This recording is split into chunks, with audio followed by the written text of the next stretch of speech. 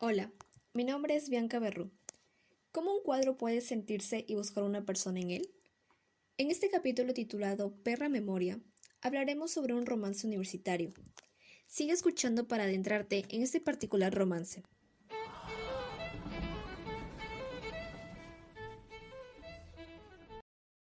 El tiempo es una línea. Cada uno de los puntos de esa línea es un episodio de nuestras vidas.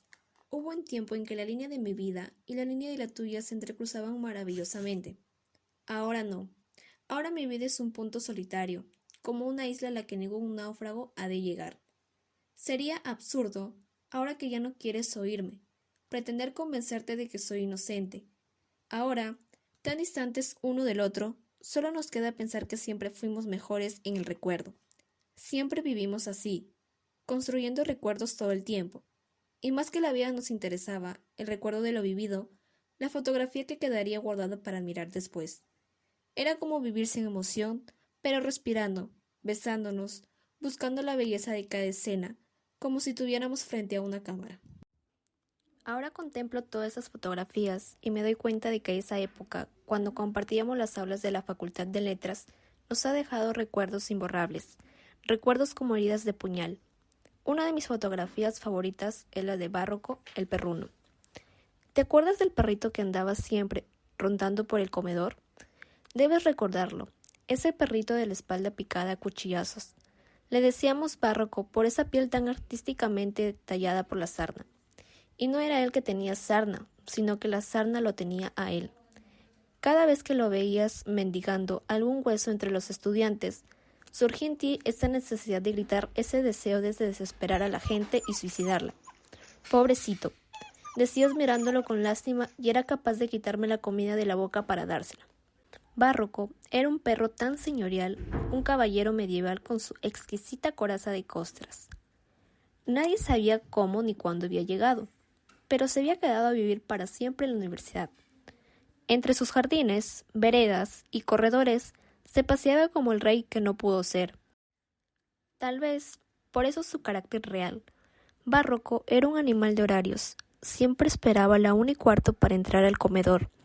Era la hora en que nosotros salíamos de clases, así que en realidad lo que hacía era esperarnos para colarse al comedor, burlando la vigilancia de los cocineros, escondido entre nuestras piernas.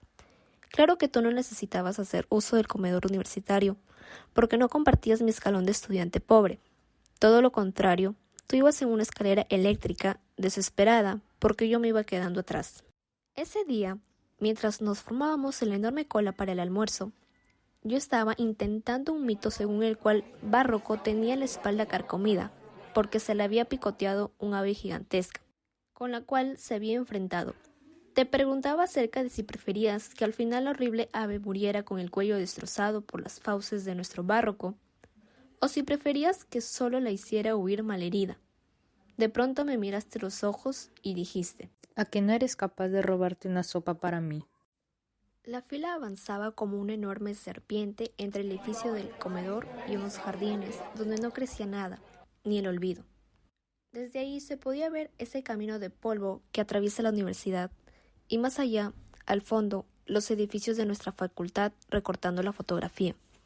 Conforme avanzaba la serpiente y nos acercábamos a la puerta, podíamos sentir el olor de la sopa tibia y oír la terrible paraunda que se armaba ahí dentro. El comedor era el único lugar en el que confluían estudiantes de todas las facultades.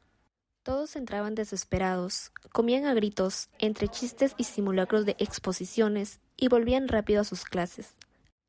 Tú estabas mirándome fijamente a los ojos, desafiándome, metiéndome de cabeza a uno de esos interminables juegos tuyos en los que la inteligencia iba siempre de la mano con el azar. ¿A que no eres capaz de robarte una sopa para mí? Conmigo, la cabeza, la serpiente se introduce en el amplio edificio del comedor por una pequeña puerta. Avanzo, tratando de no pisar a Barroco, y tomo una bandeja. En el umbral hay una mujer que no sonríe nunca, registrando las tarjetas. Frente a ella y detrás de una mesa de concreto está el coro de los cocineros. Uno te lanza, casi como una estocada, un cucharón de arroz, el siguiente un cucharón de menestra, luego sigue el de la carne. Hay que mover con rapidez la bandeja para que te sirvan el arroz en el espacio que corresponde. Al final de la mesa están las sopas ya servidas. Solo se puede tomar una. De pronto, noto que el cocinero que la sirve se agacha cada cierto tiempo. En ese momento aprovecho. Ya tengo tu sopa en la mano, siento el calor del metal y el tibio olor de las verduras. Solo me resta huir. Volteo a mirar hacia las mesas que están envueltas en una niebla azulina. Algunos rostros asoman riéndose de mí entre la atmósfera que se disipa, y en medio de ese claro de luz que resurge, me mira sonriendo, moviendo un pie coqueto intentando salvarme del bochorno. Mientras que, un lado, Párroco, el perro sarnoso, filosofa sobre lo ocurrido, observándome. A ti te gustó el cuadro, antes que a mí, desde el mismo momento en que te lo mostré. Yo, en cambio, aprendí a quererlo con el tiempo, a fuerza de mirarlo y buscarte en él. No sé cómo llegó a mi vida, a la pared de mi habitación de estudiante pobre que usa el bus de la universidad, y camina siempre y se salta alguna comida. Era un cuadro muy extraño, un cuerpo flotando en un charco de tonos rojos. No era un cuerpo femenino, tampoco masculino, ni siquiera podía decirse que fuese un cuerpo humano. Era un montón de miembros evanescentes, pero la delicada sensualidad de esas piernas, su tibieza, me hacían pensar en ti. El autor lo había firmado con Pantaleón. Cada día al despertar, abría los ojos y el cuadro era lo primero que veía. Pasaba largo rato mirándolo, buscando una señal, un rastro, un gesto que me aclarara por qué al mirarlo no podía dejar de pensarte. El movimiento del río es como una caricia.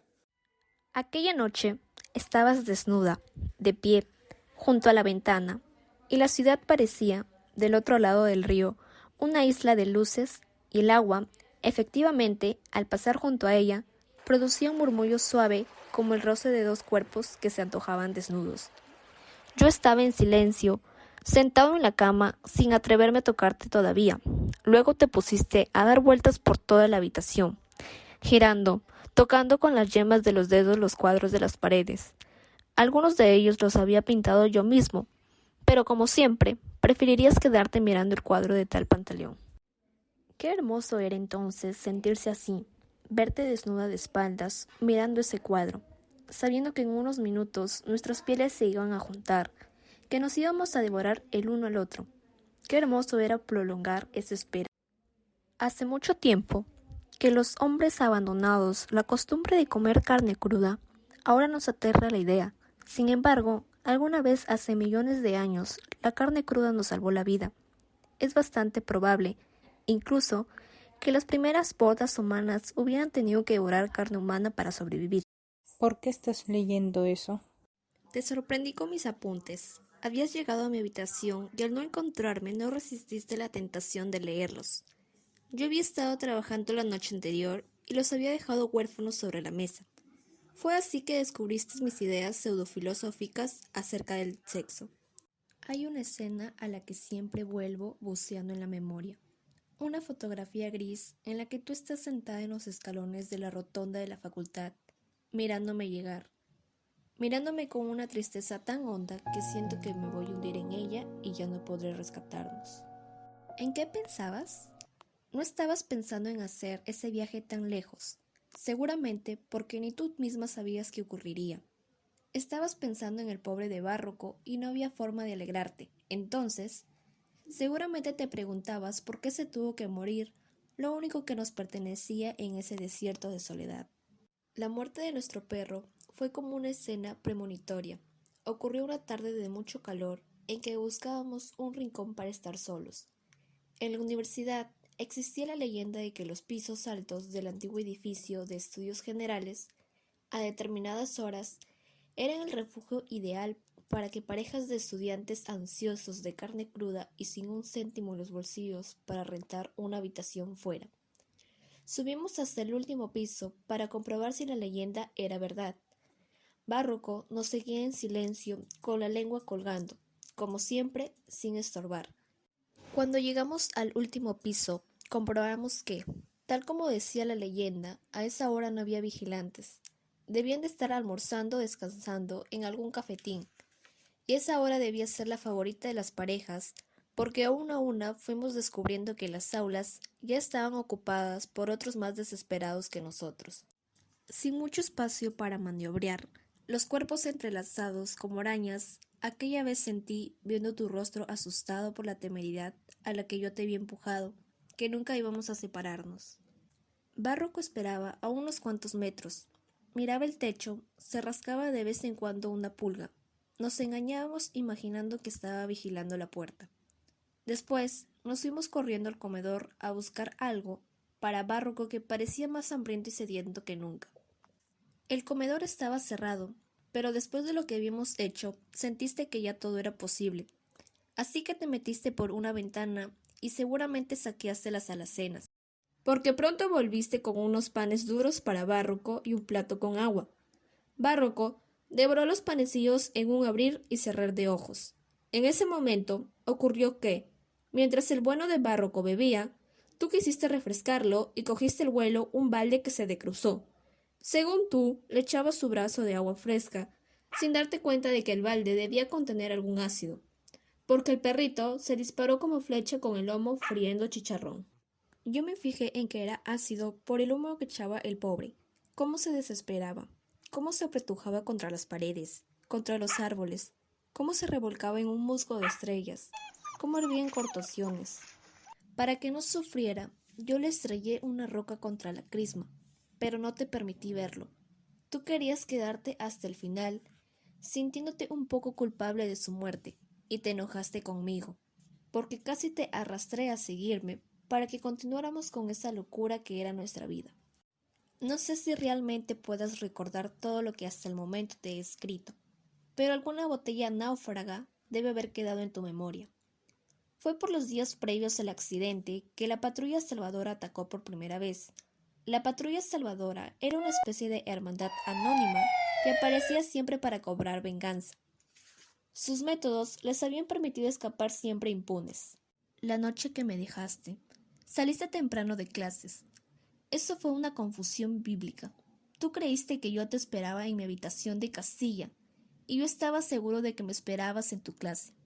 Te busqué como un náufrago entre las multitudes que a esa hora pugnaban por escapar de la universidad, en el comedor, en la biblioteca, hasta que tuve el presentimiento de que ya no estabas a mi alcance, que corrías delante de mí sin que pudiera tocarte.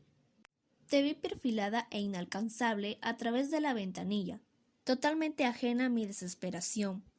Fuiste por un instante el juguete caro que el niño pobre mira en el escaparate de una tienda. Se percibía una agitación trágica. En ese momento volvió el presentimiento. Le rogué al conductor que abriera la puerta y bajé hacia ti, al frío de esa noche llena de lechuzas. En ese momento supe que nuestra cita nunca sería posible. Cuando llegué al lugar, ya una ambulancia te arrancaba de mí. Solo entonces comprendí lo que el cuadro ese de mi habitación me había dicho siempre, la fotografía de tu cuerpo destrozado en un charco de sangre. Fue tan irónico que todo ocurriera en aquella esquina, en donde tantas veces me habías dejado esperando. Ahora voy a esperarte para siempre, pero tú ya no vas a volver jamás. Aquella noche, mi único consuelo fue Barroco. ¿Realmente era Barroco, nuestro Barroco, ese perro que vino a mí esa noche? Muchas gracias por escuchar este podcast. Hasta la próxima oportunidad en Todo que Oír.